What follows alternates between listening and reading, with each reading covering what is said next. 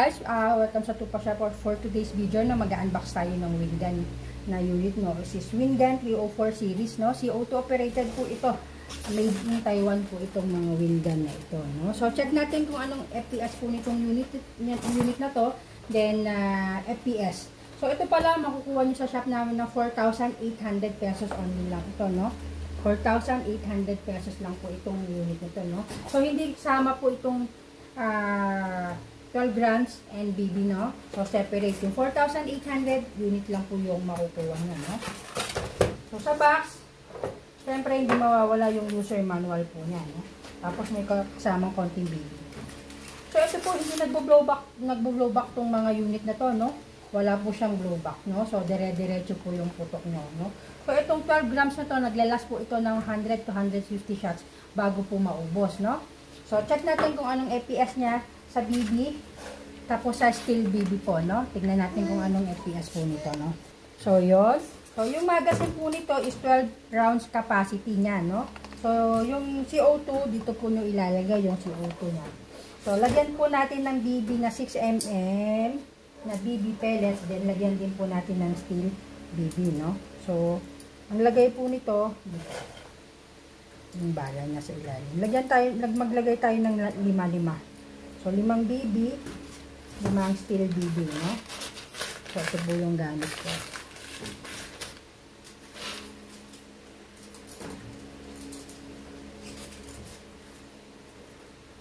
So, check natin kung anong FPS nito, no? So, pagka naka-load na kayo, press nyo to kung para umangat, kung konti lang, kung hindi mapupuno. So, pero ito, 12 rounds po itong capacity nito, no?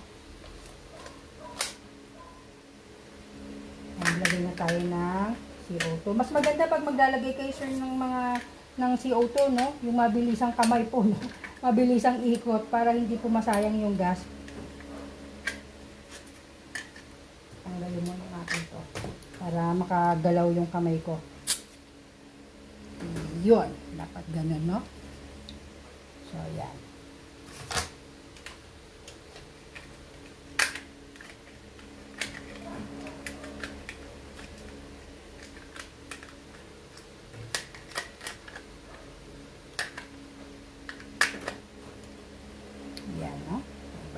So, check natin FPS niya sa 6mm.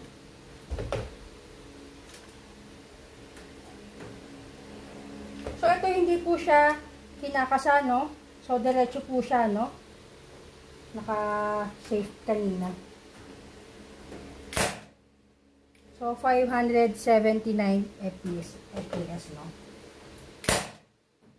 579. 570. 498, 528, no? So, ito na yung steel BB, no? Nasa 333 FPS siya, no? Sa steel BB po yun. So, naglagay po tayo ng 5.5, no? 3, aray ko. 316. 330.